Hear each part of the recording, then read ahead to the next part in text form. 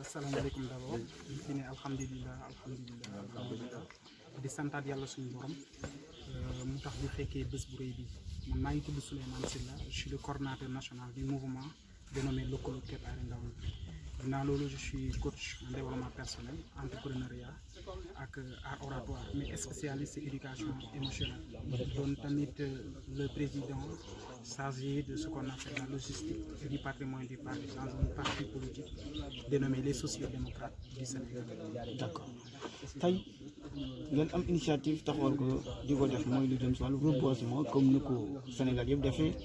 ginnaaw bu ko président de la République lancé mu waxoon ni moo leen ci poussé ngeen koy def. Bon, premièrement lu ñu si poussé dañoo gis ne arbre surtout domaine plantation benn réussite boo xamante ne c'est basé sur l'échange muy d'abord nit dafa am benn intérêt bu particulier à travers l'arbre parce que dafa am lu mu koy jox am arbre boobu tamit lu muy joxaat nit cause pour laquelle aujourd'hui avec benn climat boo xamante ne vraiment c'est défavorable boo xamante ne ñun tey sur région de Kaolack dañ koy dund ñu ne pourquoi pas ñu jiit créer ce qu'on appelle des plantes mais aussi mettre ko à la disposition des élèves parce que comme nu ko Pape Samba Dramé waxee léegi tey dañoo gis ne CM yi yëpp dañuy def ay journée continue léegi si journée continue yooyu noonu dafa am importance si ndaw yoo xamante ne ñuy ñëw di fréquenter les milieux scolaires pour ñu am foo xamante ne moom la ñuy daloo cause pour laquelle on a eu cet accent particulier envers le CM de Ndiayène Poste mais aussi le CM de Saboya bu leen fàtte ne que man fii laa defee sama humanité la majeure partie de mes humanités fii laa ko defee ici au CM de Saboya c'est ici que j'ai eu le BFM après ma dem continuer beneen partie sama humanité au lycée mixte de Wakhinane ba tey ma nekk di def droit à l'université Cheikh Anta Diop Assane Seck de Ziguinchor. Merci beaucoup.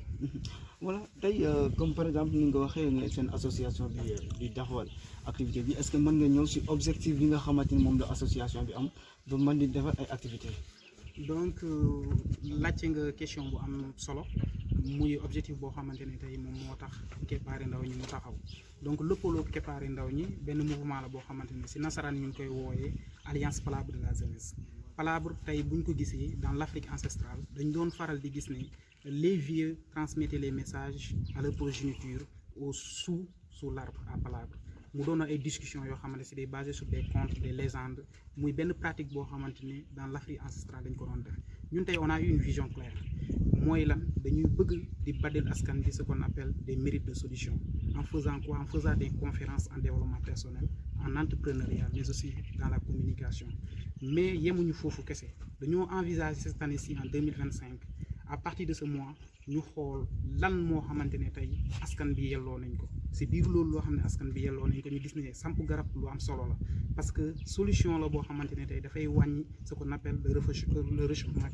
climatique beneen affaire bi mooy dañoo préparer pour def ce qu'on appelle des dons de kits scolaires mu doon loo xamante dafa am solo parce que tey ñun yëpp si ay situations yi précaires lañ jaar ba dem université ak yeneen ba ñenn ñi sax si leen jaar ba am liggéey donc mu doon loo xamante ne tey ñun dañoo war a xalaat est-ce que waruñ mën a mettre à la disposition de ces enfants-là des cahiers des ardoises des bics et cetera et cetera donc bu journée bi weesoo loolu la ñu war a ñoo def beneen affaire bi mooy dañoo envisager aussi joxe ay dons de vêtements au sein des daara mais aussi distribuer ay bassins suñu amee ay micro tam ñu distribuer ko parce que aujourd'hui nous vivons avec ce qu'on appelle l'intelligence artificielle et les messages doivent être bien reçus au sein de la société. Voilà, c'est ça. Voilà comme ni nga waxee seen structure bi mu nekk loo xamante ni initiative bi bari na tey comme li nga développé sànq mais tey est-ce que vous avez des partenaires wala ay accompagnement yoo xamante ni venant de l'État wala venant si ay autorités yi nekk si diwaan bi est-ce que am ngeen yooyu.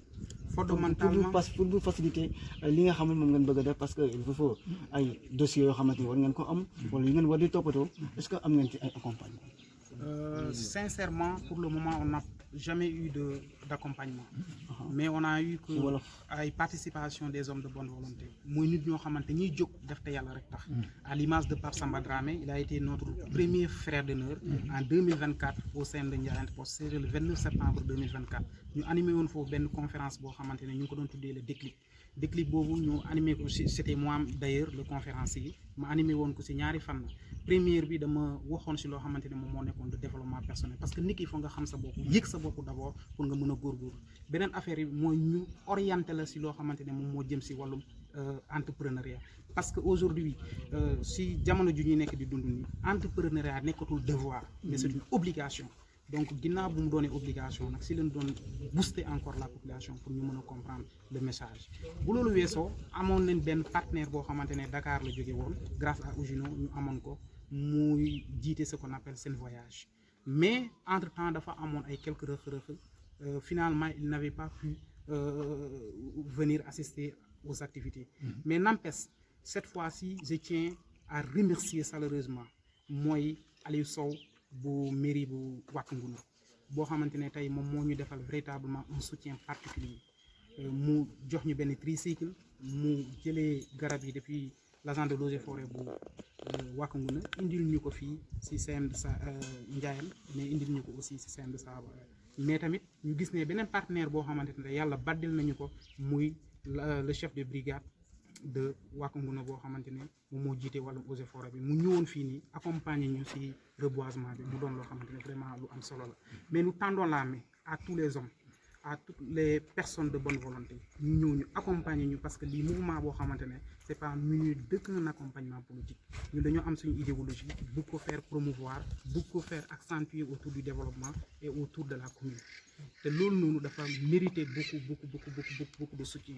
mais tey dañoo gis ne genre yi boo ci nekkee ce que les populations disent dañ lay décourager loo il te dit des choses yoo xamante ne yàlla xam na yenentu bi xam na ne yow du loolu doon ngay xaar mais ñun kenn mënuñu décourager parce que on est des forces tranquilles et puisqu'on est des forces tranquilles gisuma loo xamante ne dinañu teree topp suñu yoon te incha allahu rabbi moi et mes équipes c'est ça que nous prenons et loolu lañ gëm parce que tout simplement benn slogan lañ yor mooy nous allons agir aujourd'hui et demain nous allons cueillir les fruits. Merci. Voilà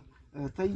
ñu gis ne comme par exemple am na ndaw ñu bëri amuñu initiative boobu amuñu idée boobu noonu di créer ay association wala ay structures yoo xamante ni pour développer le village ñu dañu toog di xaar tey yéen ngeen am initiative bi lan moo leen ci dugal. donc mouvement boo gis rek dafa am soit benn vécu dafa am soit benn enseignement boo xam ne da nga ko acquérir au sein de la société ñun nag boo xoolee tey les ndaw de Keppaari Ndaw ñi dafa am benn vécu boo xam ne c'est assez particulier ndax man mii di wax ak yéen dama pertoon sama waajur bu góor bu ma doon def 5e mu doonoon benn retenue boo xamante ne vraiment ça faisait mal dans mon cœur et dama gëm ne man en tant que personne loo xamante ne pertoon naa ko y a beaucoup de milliers de personnes de Sénégalais yoo xamante ne ñoom tam perte nañ ko ils n'ont pas le courage pourquoi mënatuma génn encore une fois faire face à ces gens-là montrer que quand il y a la vie il y a toujours l'espoir et fondamentalement man appréciation boobu laa am de la vie lii nekkul loo xamante ne damay ne devoir la mais c'est une obligation pour nous les jeunes de Keppaari Ndaw ñi duñ ko gëm te incha allahu rabbi dañ koy promouvoir sur la base de l'éthique sur la base du culte du travail bien fait sur la base de la vérité boobu na si lay taxaw parce que tey dañoo gis suñu askan bi nii dañuy salfaañee ce qu'on appelle les droits de l'individu dañuy salfaañee ce qu'on appelle la dignité de l'individu dañuy salfaañee ce qu'on appelle l'honneur de l'individu tey am na ñu bëri ñoo xam ne tëj nañ leen si yoon yoo xamante ne wallahi dëppwul benn yoon ak ce qu'on appelle la dignité humaine et fondamentalement loolu loo xamante ne dañ ko war a xeex ñun dañuy xeex loolu dañuy xeex également ce qu'on appelle la tricherie sociétale parce que y a des individus yoo xamante ne ñu leen di wooyee mooy les hypocrites ce sont des hypocrites yoo xam ne dañuy nangoo feeñal seen jikko mais ñun dañuy jóg pour xeex loolu ñun parce que on va alerter on va dire et on va parler et on va motiver incha allah. voilà ñu terminer ban message ngay lancer ndaw ñi. bon message bu may lancer ndaw ñi en tant que le coordinateur mooy c'est l'union qui fait la force loolu nekkatul benn slogan mais benn réalité la ñu ngi xam ne lu benn man ñaar ko dàq foofu lu ñaar man ñett ñoo ko dàq foofu donc message bu may lancer mooy faisons confiance en nous-mêmes ñu xam ne l'État ne créera pas les moyens pour accompagner qui que ce soit c'est à l'individu d'avoir la confiance en soi de travailler et de multiplier ses efforts pour en arriver parce que ñun dañoo réitérer benn école boo xamante ne nous avons une école au Sénégal mais nous n'avons pas notre école et hier nuit publié naa ko sama page Facebook pourquoi je dis cela parce que lu ñuy jàngal méngawul ak le système de développement d'aujourd'hui léegi ginnaaw bu nga jàngee yow ndaw mi da nga war a am des stratégies yoo xam ne da nga ko war a mettre à la base ne ko man ala kuli al par alpha ou bêta man incha allahu rabbi chemin bii lay poursuivre te dinaa ko topp et pour réussir aujourd'hui il faut faire ce que personne n'a jamais fait oser poser des actes rêver positif mais imaginer positif et réaliser positivement soo si nekkee rek incha allah rabbi dañ si gis sa bopp. D'accord, donc résumé en français, comment vous voyez une structure aujourd'hui et aussi qu'est-ce qui vous a motivé de créer cette structure-là? Bon, avant tout, je tiens à remercier Allah subhanahu wa ta'ala de nous avoir gratifié ce souffle de vie encore une fois. Pour cela, je dirais Alhamdulillah, Alhamdulillah, Alhamdulillah. Au nom du Tout-Puissant, moi, avant de commencer tout que ce soit, je vais me présenter d'abord. Je suis coach Silla 732. À mon vrai nom, Souleymane Silla, je suis le coordinateur national de ce dit mouvement dénommé le Colloque Kepaare Ndaw ñi. Je suis conférencier, je suis coach en développement personnel, spécialiste en éducation émotionnelle, mais je suis aussi le secrétaire général national, chargé de la logistique et du patrimoine du parti, dans un parti politique dénommé les Sociaux-démocrates du Sénégal. J'espère que beaucoup de personnes vont se poser la question pourquoi je me suis adhéré dans la politique. Alors je me suis adhéré dans la politique étant un jeune conscient d'abord, parce que tout simplement la politique n'est plus un devoir pour le citoyen, mais c'est une obligation. Parce que il y a des années en amont, il y a ces individus qui se sont levés un jour, un bon matin, et ils n'avaient pas la maturité politique. Ils sont levés pour incarner ce qu'on appelle le leadership, dont ils n'avaient pas la pédagogie politique. Et pour cela, nous avons la pédagogie politique parce que nous maîtrisons les ressources de nos localités, cause pour laquelle nous nous sommes lancés pour alerter, pour dire ce qu'il y a de vrai et pour faire valoir également nos idées afin de participer à l'édifice national qui est comme quoi le développement de notre cher Sénégal. Voilà. Au-delà de ça, c'est une association qui est à titre bénévole. Nous œuvrons dans le cadre de l'éthique. Nous œuvrons aussi dans le travail bien fait. Nous œuvrons aussi sur la transparence et véritablement la méritocratie. Pourquoi? Parce que tout simplement, nous voyons des talents qui se dispersent, qui n'ont pas la confiance de promouvoir ou bien de faire valoir leurs idées. Mais en tant que des jeunes, nous sommes